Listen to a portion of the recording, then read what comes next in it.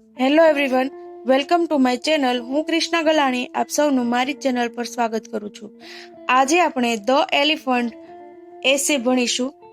My favourite animal is elephant. The elephant is a big and strong animal. It is dark grey in color.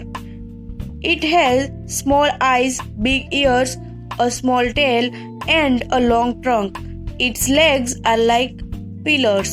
The elephant has two large white teeth called tusks.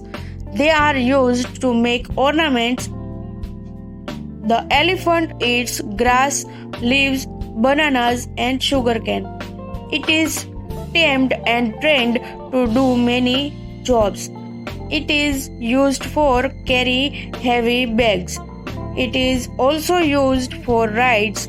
The elephant is an